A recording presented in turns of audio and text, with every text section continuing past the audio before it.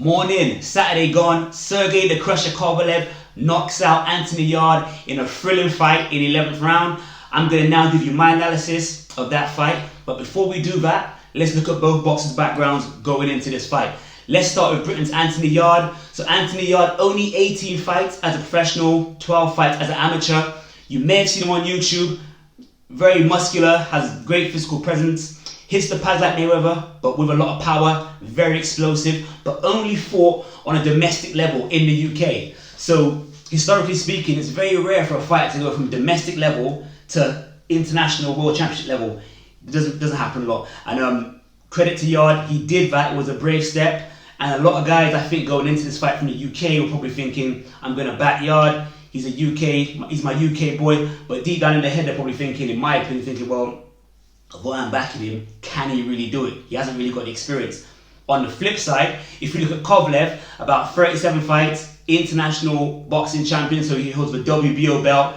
He's beaten a lot of credible fighters in his weight class. Nathan Cleverly, he travelled on the road. He came to the UK to fight him, stopped him in 3 rounds. He's beaten Bernard Hopkins. He's beaten John Pascal twice.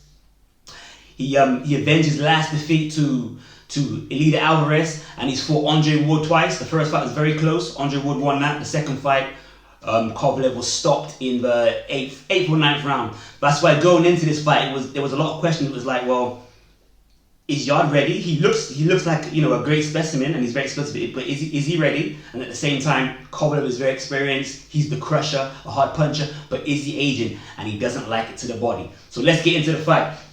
So this is what I saw. I had Kovalev winning the majority of the rounds, although each round, if you look at them individually, they were close. And it was the main theme for me from what I saw was it was Kovalev's jab versus Yarde's hook. So they're both very similar in speed. They both have power. But what I saw, especially in the first round, is that Kovalev is throwing a lot of straight shots, left, right, jabs to the body, right hands to the body, and keeping range, keeping his opponent at a distance. So his opponent has to keep. So Yarde has to keep walking forward and walking onto shots. And Kovalev's not really forcing the KO. So in previous fights, he was known for being a destructive knockout puncher. But since losing to Ward, his aura's probably gone down a bit. So after losing to Ward, he had 2 fights which he won. Then he fought Elida Alvarez, which he got knocked out. Then he got a rematch with Alvarez, and in the rematch, he sort of like made his style more basic. He seemed a little bit more relaxed, and he was training with, or is now being trained with, Buddy McGirt, who's one of the best trainers in the world right now. And just literally just keeping it simple and keeping his foot range, keeping a distance between him and his opponent. And sort of the same thing in this fight. What I liked with Yarde is even though I had him losing each round, most rounds, he was very competitive, and he didn't lose by much, and he was showing his speed as well, and he was showing his slick movement, and he proved that he had the skills to compete. So I gave looking at the first 4 rounds, I gave 1, 2, and 4 to Kovalev, and I gave the third to Yarde. But going up to 6, 7, 8, I gave Kovalev the 6th round, and in the 7th round, I saw you see a slight bit of change. This is what I saw. So I saw, rather than Yarde fighting him at Mayweather-esque type style where he's rolling his shoulder and being really slick, he more had his hands by his chin, bobbing and weaving in a more like, not exactly like, but in a more like Mike Tyson fashion, and just coming forward. So Kovalev's throwing his punches and backing off, but Yarde keeps coming forward. And I think psychologically, the message that Yarde was getting to Kovalev is that your punches ain't hurting me, I'm going to keep coming forward, and that's mentally going to break you down. And Yarde threw a few body shots whilst coming forward, and I gave him the 7th round. I think at the end of the 7th round, his trainer, Tunde Ajayi, said to him, listen, he's tired, he's blowing, let's go and take him out. So in the 8th round, this is where it gets interesting. It's a repeat of the 7th round where, Kovalev's throwing his straight shots and backing off, Yarde's coming forward. But with about a minute left to go, Yarde throws some body shots, and Kovalev looks really tired. And now, alongside backing off, he's also now holding Yarde, and as he's holding him, he's sort of like leaning forward and falling over himself, almost looking like he's sort of drunk, and you're thinking, okay, he's gone. And I think around the 47th second mark of that round, Yarde throws some wicked body shots and roots up to the head, and he's got Kovalev out on his feet. He's throwing loads of hooks to his head, and he's very, very, very close to stopping Kovalev. And if he stops him then, this is amazing, because domestic fighters do not go from domestic to international and knock out a veteran, experienced champion. He doesn't get the knockout. He misses a few shots. He falls over himself and he's sort of leaning over the ropes. And Kovalev is lucky to escape. And I think, after that round, Yarde is sort of like from the kitchen sink. He's blown his gas tank out. There's nothing left. He's very tired. So, end of the 8th round, Buddy McGirt, who trains Kovalev, he tells Kovalev, listen, if that happens, I'm giving you one more round. If that happens again, I'm stopping the fight. So even Buddy McGirt was like, yo, this is, Yarde is doing better than I thought, and Kovalev, you ain't looking too good. 9th round, you can see Yarde is tired, and this is more or less the end of the fight. Yarde is tired, he hasn't got much left to offer, and Kovalev's, he's regaining his focus, he's getting his second wind, he's throwing his straight shots again. In the 10th round, it's a repeat, but even more so, Yarde is now very flat-footed, and Kovalev is picking him off. Yarde is still trying to come forward, and he's showing that he's got heart. In the 11th round, it's that battle of the jab and left hooks again. I'm not sure the exact time, but Kovalev's been picking off Yarde throughout that round, and Yarde goes to throw a hook. So earlier in the fight, his hooks were very, very short and tight.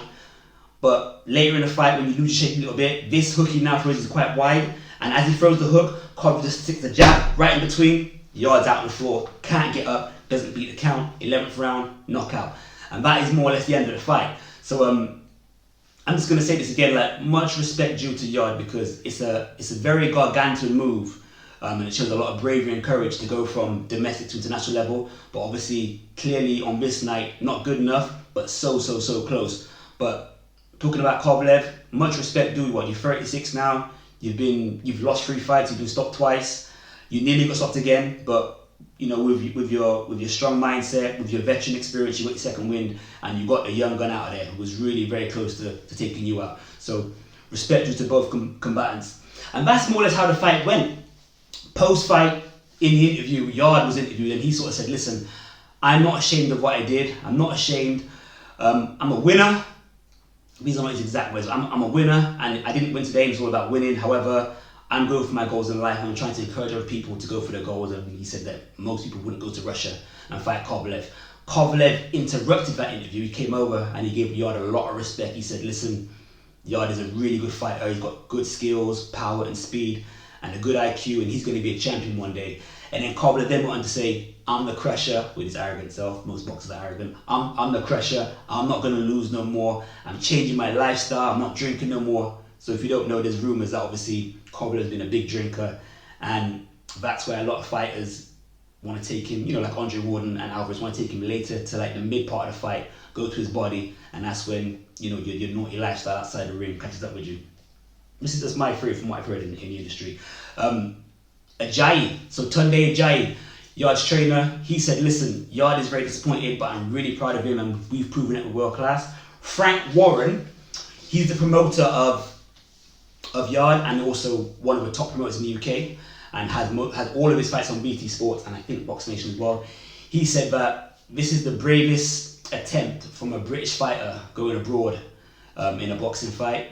He also said that, Kovalev is class, and he also said that Yarde needed to get underneath his jab, and going forward, Yarde needs to go back to the drawing board and look at how he can improve on his performance, which I think is a fair comment.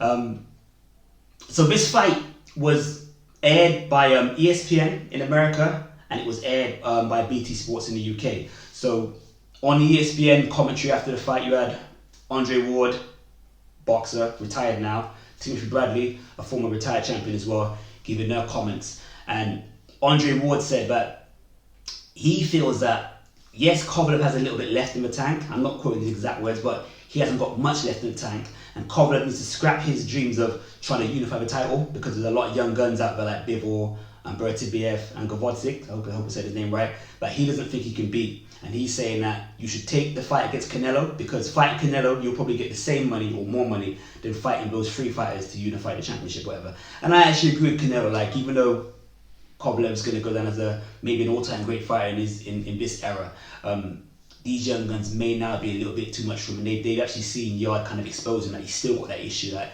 in the middle of a fight, you go to his body, he's going to crumble a little bit, and he'll get paid well against Canelo. You may not know that going into this fight, I'm going a little bit off track, I'll come back. Going into this fight, Canelo tried to intervene and offered Kovalev to fight him rather than Yarde. and they offered Yarde step aside money, and Yarde had said that the money they offered him was the same he was getting for fighting Kovalev. Hence, he refused to step aside because he wanted to get the experience. So once again, fair play to Yarde for that. Timothy Bradley said, much respect to Yarde. There was a lot of doubt going into this fight, but he's proven that Yarde's got the skills to compete at the best, and he's got the heart as well. And then on the flip side, he said that he needs to go back to the drawing board, but his trainer needs to not run his mouth so much, referring to ergey, and needs to humble himself and get him some sparring. So if you don't know, once again, rumours going into this fight is that Yarde never spars. Now, me looking on a few like boxing mailbags and magazines and whatnot, and even just using your common sense, it's common knowledge that all fighters spar in their training camp before the fight, because that just leads to better sharpness and even like dexterity of the skin and how to process taking, that sort of pain, whatever. You haven't got to overdo it sparring, but you don't want to underdo it, but you definitely want to do it. So maybe going forward, they'll reflect. If you haven't seen ergey on like YouTube or IFL TV or whatever, he's very much like a personal development speaker, and has a very positive mindset.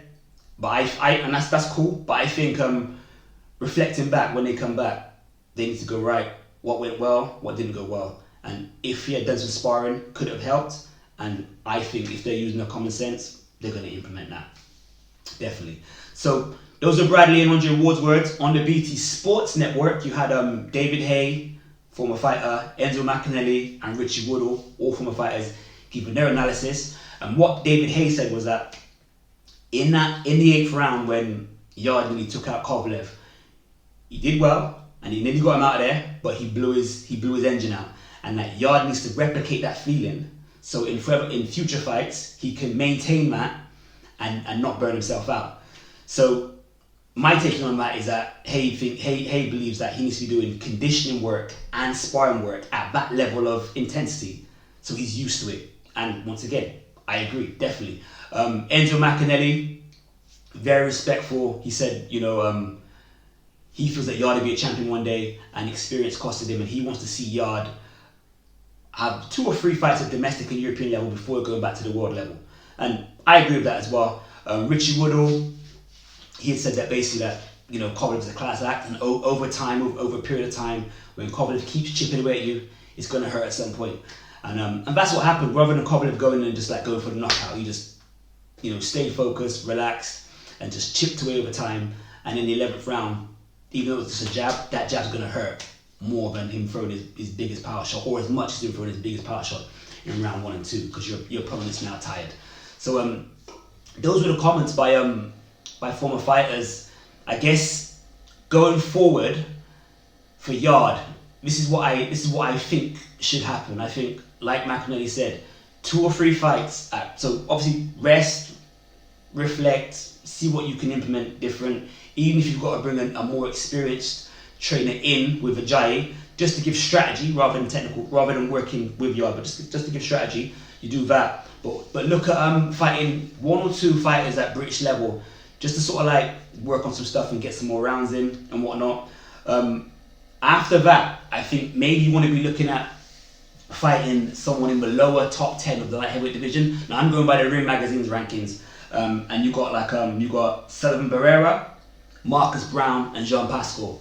I'm not sure what Barrera's been up to, but I know that earlier this month, Jean Pascal stopped Marcus Brown in the 8th round, and in Marcus Brown's prior fight, he had won a unanimous points decision over Badu Jack. So those would be good tests for him, the lower part of the top 10. That's what I think. For Kovalev going forward, the champions, we already discussed it, the champions are Alexander Gvozdyk, the WBC champion, Dimitri Bivol, WBA champion, and Artur Beterbiev, the IBF champion. If he wants to unify the division, because Kovalev is the WBO champion, he'd need to beat all those 3 guys. Or if they fight each other, then fight one of them who has all the belts. But I think the Canelo fight is a good option. See how you look against Canelo, because obviously with Canelo, he's from a lower weight class, so you have an advantage there. But as we know, Canelo is very good. But what do you guys think? What do you think Yarde should do going forward? What do you think Kovalev should do going forward? If you stay in tune to this channel, later this week, I'm going to do a video covering the monster from Japan, the monster, Naoya Inoue's first 3 fights. I'm going to cover all his fights, but this week I'm going to cover his first 3 fights. And also I'm going to be covering the fight this weekend, where we have the Matrix fighting Luke Campbell. Okay, so stay tuned. This is MSLB, Mark Sterling's Boxing. I'm out of here. Have a good day. Bless.